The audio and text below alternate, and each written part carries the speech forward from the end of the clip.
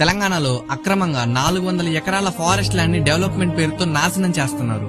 నమస్తే. First of all ఈ video నా కేటగిరీకి సంబంధించింది కాదు, బట్ ఒక మనిషిగా దీని మీద మాట్లాడాల్సిన రెస్పాన్సిబిలిటీ నాకుంది. 2024 హైదరాబాద్ ఎయిర్ క్వాలిటీ రిపోర్ట్స్ ప్రకారం ఎయిర్ క్వాలిటీ ఇండెక్స్ 171 ఉంది. అసలు 100 ఉంటేనే జాగ్రత్త పడాలి. మన దేశం ఎయిర్ పొల్యూషన్ లో హైదరాబాద్ 6th ర్యాంక్ లో ఉంది. 2025 ఎండింగ్ లోపు టాప్ 3 కి వెళ్లబోతుంది. ఎంత పొల్యూషన్ ఉన్నప్పటికీ హైదరాబాద్ ప్రజలు ఊపిరి పీల్చుకుంటున్నారు అంటే అది only KBR park and Hyderabad central university forest వల్ల మాత్రమే. కేబీఆర్ పార్క్ 390 ఎకరాల్లో ఉంది అండ్ హెచ్యూ ఫారెస్ట్ 1585 ఎకరాల్లో ఉంది. హైదరాబాద్ సెంట్రల్ యూనివర్సిటీ అంటే ఒక కాలేజ్ కాదు, ప్రకృతి మధ్యలో చదువు చెప్పే ఒక గొప్ప రీసోర్స్ సెంటర్. లక్షల చెట్లు, చెరువులు, నీటి కుంటలు, పెద్ద పెద్ద కొండరాళ్లు. జంతువుల విషయానికి వస్తే అడవి జింకలు, నెమళ్లు, తాబేళ్లు, రకరకాల పాములు, పక్షులకు నివాసంగా ఉంది హెచ్యూ ఫారెస్ట్. అలాంటి ఫారెస్ట్ ని సీఎం రేవంత్ రెడ్డి డెవలప్మెంట్ పేరుతో నాశనం చేస్తున్నారు. 1996-98 టైంలో హెచ్యూ ఫారెస్ట్ లో ఒక ఉర్దూ యూనివర్సిటీ కట్టడానికి ఛాన్స్ ఉన్నప్పటికీ అప్పటి human resource minister S R Bommaiah garu ఆయన ఆర్డర్ ని వెనక్కి తీసుకున్నాడు. ఎందుకు? అక్కడ యూనివర్సిటీ కడితే చాలా చెట్లు నరకాలి, చాలా జీవులకు నివాసం లేకుండా చేయాలి అని నిరాకరించారు. But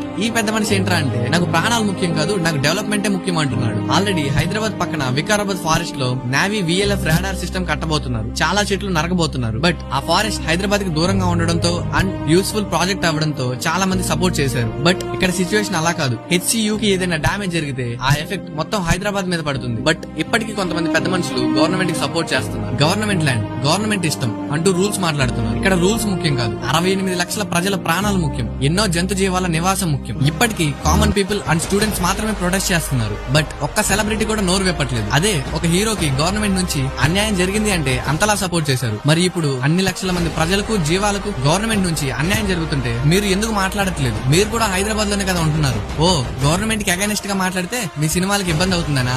okay. తెలంగాణ గవర్నమెంట్ కి బాగా తెలుసు హెచ్యూ ఫారెస్ట్ ని ఏదైనా చేస్తే ఎంత పెద్ద కాన్సిక్వెన్సెస్ ఫేస్ చేయాలో. అందుకే ఉగాది అండ్ రంజాన్ హాలిడేస్ టైంలో సీక్రెట్ గా 50 JCBలతో హెవీ పోలీస్ ఫోర్స్ తో స్టార్ట్ చేశారు. గుర్తుపెట్టుకోండి, ఒక పెద్ద చెట్టు నరకడానికి 1 minute చాలు. బట్ ఆ చెట్టు అంత పెద్దగా పెరగాలంటే 100 సంవత్సరాలు పడుతుంది. డెవలప్మెంట్ కావాలి, బట్ ఎంత మూల్యానికి? చెట్లను, జంతువులను, మనుషులను చంపే అంత డెవలప్మెంట్ మనకు అవసరం లేదు. నా ఇంటి ముందు ఒక చెట్టు కొమ్మ నరిగితేనే నేను తట్టుకోలేను. అలాంటిది అన్ని లక్షల చెట్లు, అన్ని జంతువుల ఆర్తనాదాలు వింటుంటే నా కళ్ళల్లో నీళ్లు తిరుగుతున్నాయి. చెట్లను, జంతువులను మనుషులతో సమానంగా చూడమని నా సంస్కృతి నాకు నేర్పింది. నాది హైదరాబాద్ కాదు అని నెగ్లెక్ట్ చేయకండి. ఇది ఒకప్పుడు చెన్నైలో జరిగింది, కోల్కతాలో జరిగింది, ఇప్పుడు హైదరాబాద్ లో జరుగుతుంది. నేనేదైనా తప్పుగా మాట్లాడుంటే నన్ను క్షమించండి. ఈ సమాచారాన్ని వీలైనంత మందికి షేర్ చేయండి.